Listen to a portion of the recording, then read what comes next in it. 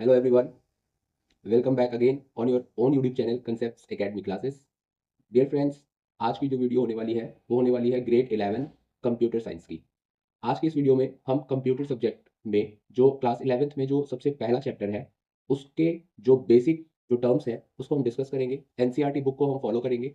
Book में जिस pattern में आपको समझाया गया है उसी पैटर्न में वीडियो में भी आपको समझाया जाएगा और जो भी टॉपिक्स विद डायग्राम एक्सप्लेन किए गए हैं बुक के अंदर उन हर एक टॉपिक्स उस हर एक टॉपिक का हम जो है डिटेल में एक्सप्लेनेशन पढ़ेंगे और जो भी हमारा कंसेप्ट है उस कंसेप्ट को हम समझने की कोशिश करेंगे। और पहली क्लास है तो आपको फाउंडेशन यहाँ से स्ट्रॉन्ग करना है और धीरे धीरे आपको फाउंडेशन को लेकर चलना है तो आपका इस सब्जेक्ट पर जो है वो कमांड आपकी बहुत ही स्ट्रॉन्ग हो जाएगी। So without wasting your time let's dive into the topic.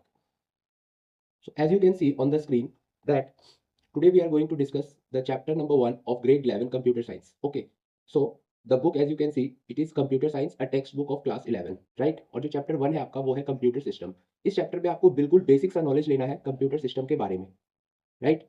अगर हम इस यूनिट के बारे में बात करें तो यहाँ आपको इंट्रोडक्शन करवाया जाएगा कंप्यूटर सिस्टम से, कंप्यूटर सिस्टम क्या होता है, इवोल्यूशन बताया जाएगा कैसे जो है पास्ट से लेकर और अभी तक कंप्यूटर सिस्टम्स का जो इवोल्यूशन हुआ है, पहले कंप्यूटर सिस्टम्स कैसे बनते थे, उसके बाद उनमें क्या चेंजेस आए, कैसे उनकी जनरेशन में चेंजेस आए, ये सब आपको पढ़ाया जाएगा। इसके बाद है कंप्यूटर की जो मेमोरी होती है जो बहुत ही इंपॉर्टेंट पार्ट होती है, राइट? उसके बारे में जानेंगे, डेटा ट्रांसफर के बारे में जानेंगे, किस तरीके से जो है कंप्यूटर के अंदर मेमोरी या सीपीयू के बीच में जो डेटा का एक्सचेंज होता है वो कैसे होता है वो जानेंगे। फिर है डेटा और इन्फॉर्मेशन में दोनों जो टर्म है डेटा इन्फॉर्मेशन वो क्या है, इनके बीच में क्या डिफरेंस है, micro processor, software, operating system, इस तरीके की जो भी बुक में टर्म्स हैं उनको हम डिस्कस करेंगे। बट आज की जो वीडियो होने वाली है उसमें हम डिस्कस करने वाले हैं सिर्फ जो सबसे पहला टॉपिक है वो है इंट्रोडक्शन टू कंप्यूटर सिस्टम। इसके बारे में जानेंगे, इनपुट और आउटपुट डिवाइसेस के बारे में जानेंगे, right?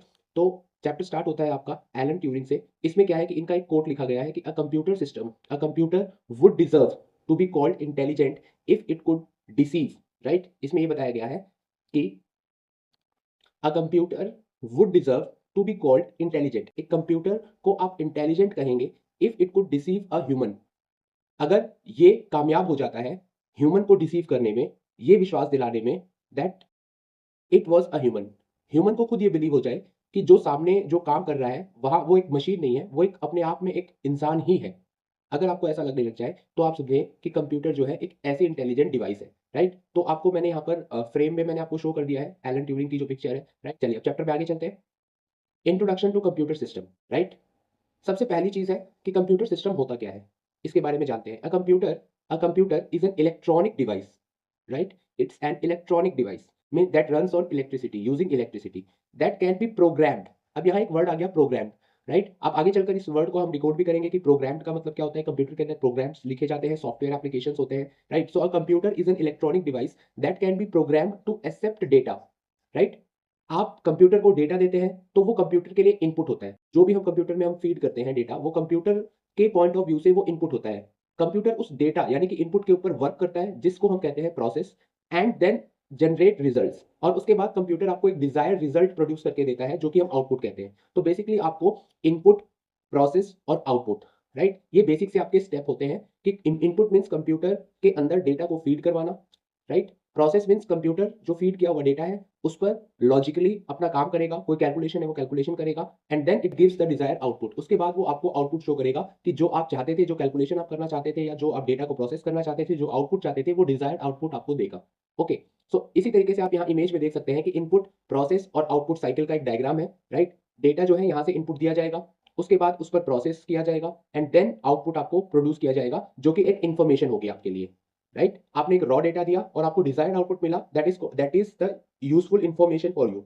Okay, then we have the मैंने यहाँ आपको और पिक्चर्स दिखाई हैं, हार्डवेयर एंड सॉफ्टवेयर यहाँ कुछ है, राइट? आप पिक्चर्स के थ्रू देख सकते हैं कि कुछ हार्डवेयर डिवाइसेस हैं और सॉफ्टवेयर एप्लीकेशंस हैं, दोनों मिलकर जो है कंप्यूटर के अंदर और उस काम को पूरा करते हैं। A computer along with additional hardware and software, computer के अंदर, ठीक है, जो हार्डवेयर होते हैं या कंप्यूटर जो एक पूरा का पूरा सिस्टम है उसमें हार्डवेयर एंड सॉफ्टवेयर ये दोनों साथ मिलकर काम करते हैं। इन दोनों के साथ मिलने से ही कंप्यूटर जो है आपको एक डिजायर्ड आउटपुट दे सकता है। तो यहाँ हम दोनों का ही कंट्रीब्यूशन मानते हैं कि हार्डवेयर डिवाइसेस जो होती हैं, राइट, वो, और सॉफ्टवेयर एप्लीकेशन जो होते हैं वो। क्लियर? फॉर एग्जाम्पल अगर मैं आपको कहूँ कि for example I am taking class through mobile, okay, तो या I am taking class through computer और ऑन अ लैपटॉप। तो लैपटॉप जो होता है वो आपका एक फिजिकल डिवाइस है, लेकिन जिस एप्लीकेशन को यूज कर जैसे अगर मैं कहूँ कि मैं जूम एप्लीकेशन को यूज कर क्लास ले रहा हूँ, तो जूम जूम जो एप्लीकेशन है वो हमारा सॉफ्टवेयर है, राइट? और फिजिकली जो लैपटॉप है वो हमारा क्या है, ये एक हार्डवेयर डिवाइस है। Clear? Next, a computer system,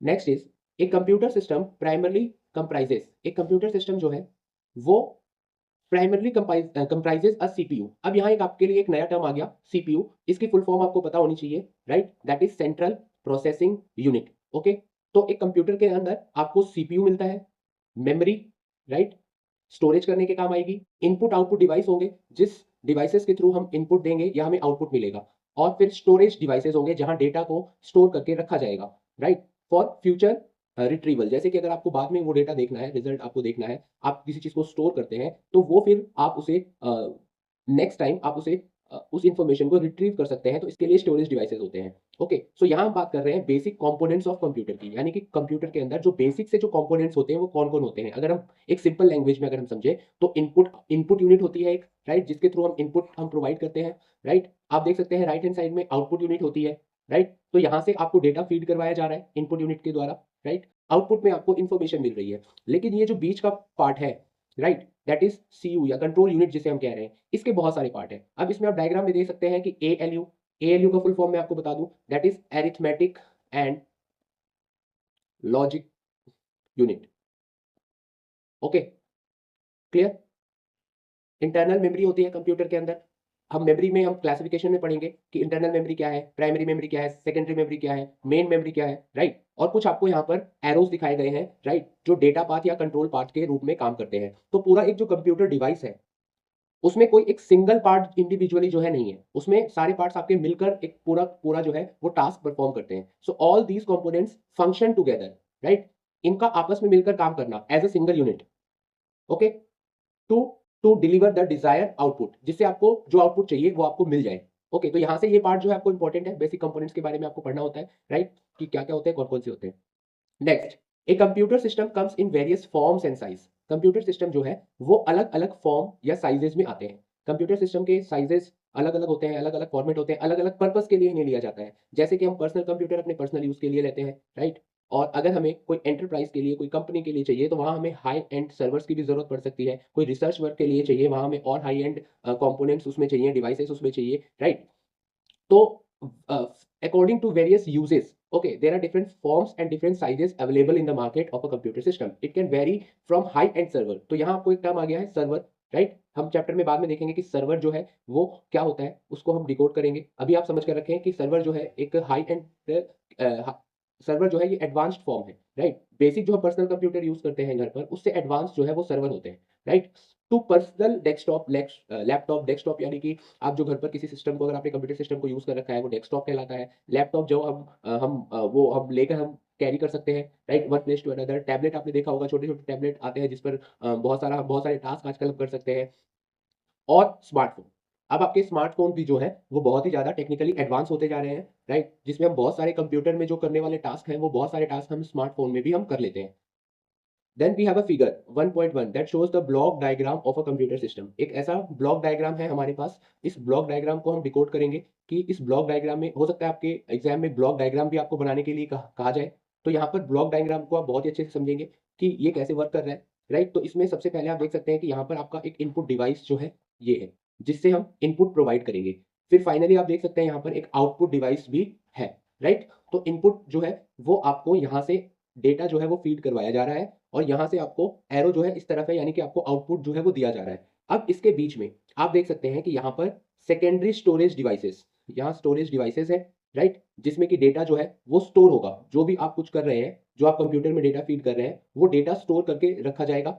फिर आप देख सकते हैं कि टू वे एरो सिस्टम है, एक डाउनवर्ड है एक अपवर्ड है, दोनों तरफ से एरो को दिखाया गया है, राइट, यानी कि इनमें एक्सचेंज हो रहा है, डेटा एक्सचेंज होता है। Okay, so primary memory, control unit and arithmetic logical unit, ये हमारे तीन जो है वो हमारे इसके पार्ट है। ओके, सीपीयू को हम एक तरीके से हम ब्रेन ही कह देते हैं, ब्रेन ऑफ कंप्यूटर। ये बहुत ही कॉमन सी टर्म है, वन वर्ड में भी आप इसे पढ़ सकते हैं, राइट, कि ब्रेन ऑफ कंप्यूटर जो है वो सीपीयू कहलाता है, सेंट्रल प्रोसेसिंग यूनिट। जितने भी जो शॉर्ट एक्रोनिम्स है उसके आपको फुल फॉर्म तो आपको जरूर याद कर लेने हैं, जैसे CPU central processing unit, ALU arithmetic and logic unit, CU control unit, इस तरीके के जो है टर्म्स आपको जरूर याद होने चाहिए अगर आपको कंप्यूटर सब्जेक्ट में जो है अच्छा स्कोर करना है। नेक्स्ट, सेंट्रल प्रोसेसिंग यूनिट की अगर हम बात कर रहे हैं तो ये क्या है?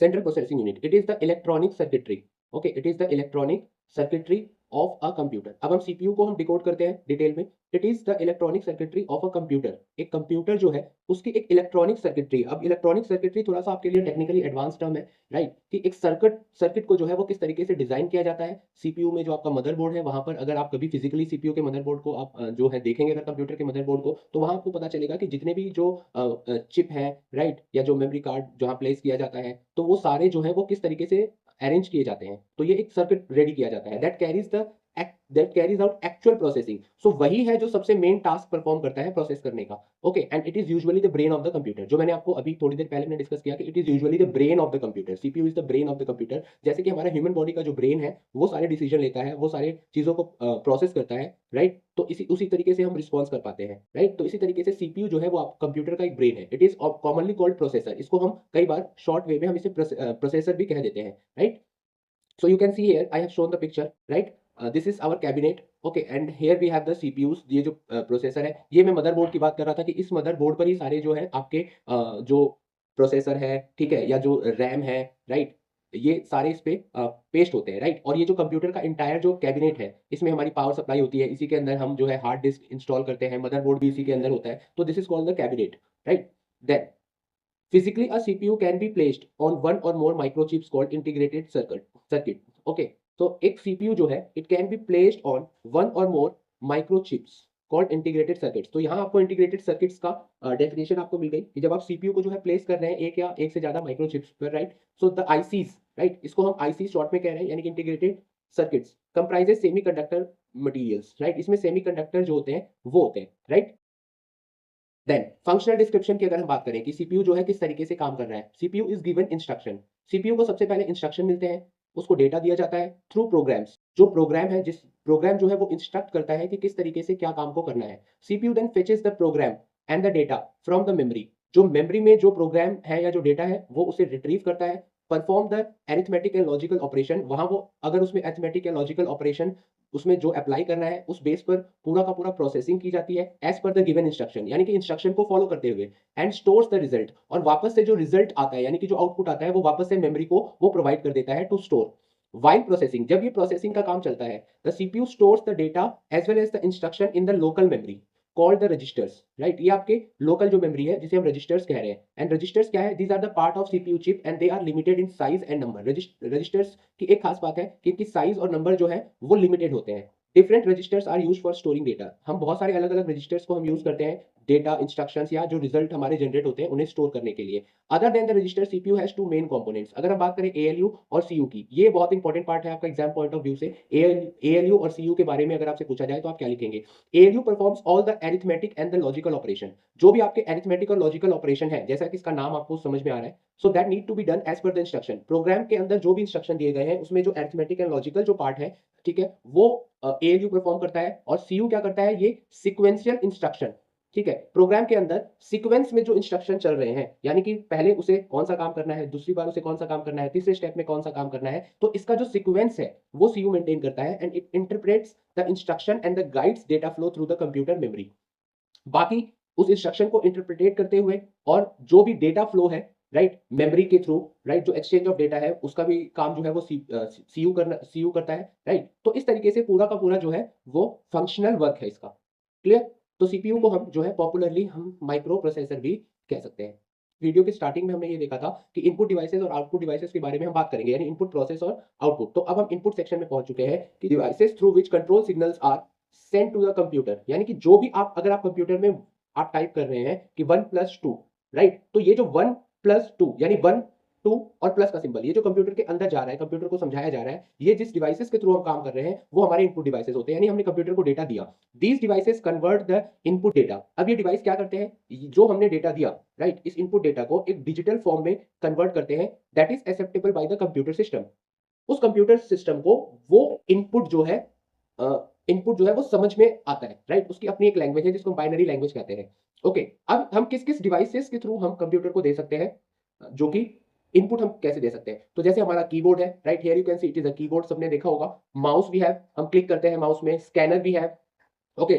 टच स्क्रीन आजकल जो है बहुत ही पॉपुलर है, टच स्क्रीन। तो ये सब हमारे क्या है? It's basically like input devices. नीचे जो विजुअली इंपेयर्ड लोग हैं जिसकी आई साइट की प्रॉब्लम है, राइट, तो उनके लिए स्पेशली डिजाइन जो है ब्रेल कीबोर्ड्स होते हैं that are also available in the market, besides we can now enter data through voice.